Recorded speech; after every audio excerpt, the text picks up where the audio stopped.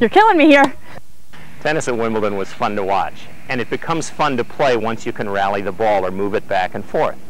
Your opponent will be doing the same thing, so you'll have to learn to hit balls on right and left-hand side. Your right side, or shaking hands grip, has V between index finger and thumb down middle of top.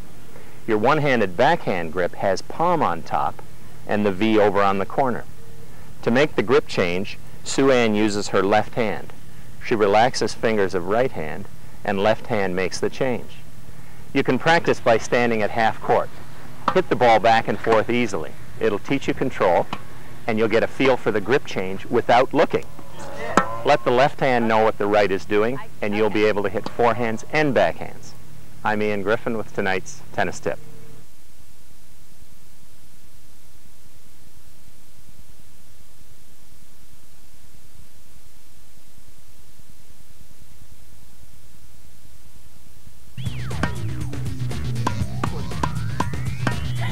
You're killing me here. For the one-handed backhand, we use the left hand to change grips. V moves from top of racket handle to a palm on top position with the V on the left corner. But the left hand has other uses too. When Sue Ann pulls the racket back, she leaves her left arm on the racket to help her get sideways. Then when she swings, she lets the arm pull away from the body, like throwing a frisbee. The bent elbow backhand is inefficient, and it can cause arm problems. If you let the one arm pull away from the body, you get more power, and you can use upper body too. Fire that frisbee, and your opponent will feel as if you fired her. I'm Ian Griffin with tonight's tennis tip.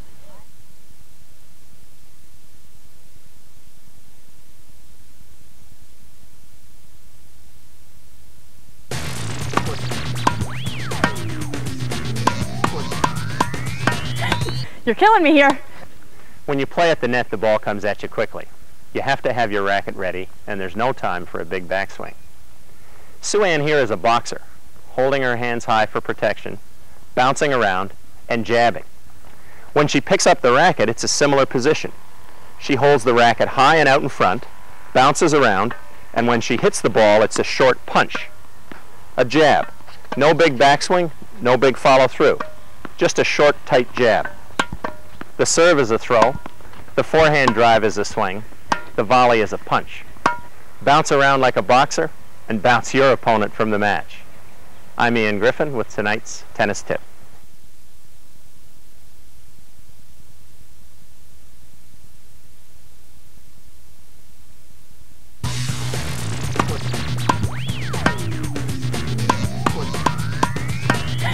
You can't play if you can't serve.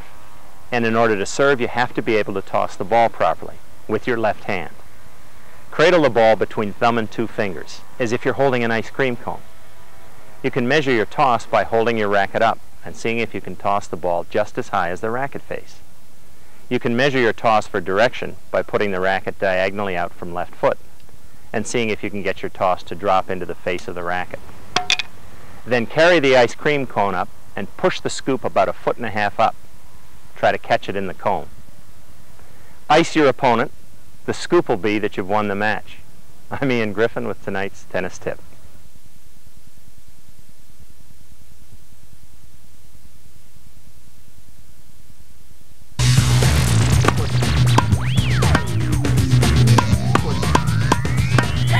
You're killing me here. The serve isn't a push, it's a throw. It's the same action you use to throw a baseball overarm. Sue Ann here has her elbow up in the air, the ball behind her back. She's going to throw overarm like she's throwing a baseball. When she picks up the racket, it's a similar action. Elbow up in the air and the racket head back in a back scratching position. She swings up and forward, long and loose, then down and around, just like throwing. Do it like this when you practice, but don't throw the racket.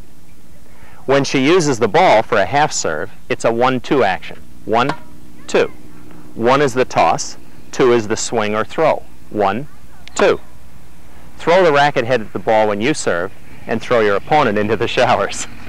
I'm Ian Griffin with Sue Ann Robak with tonight's tennis tip.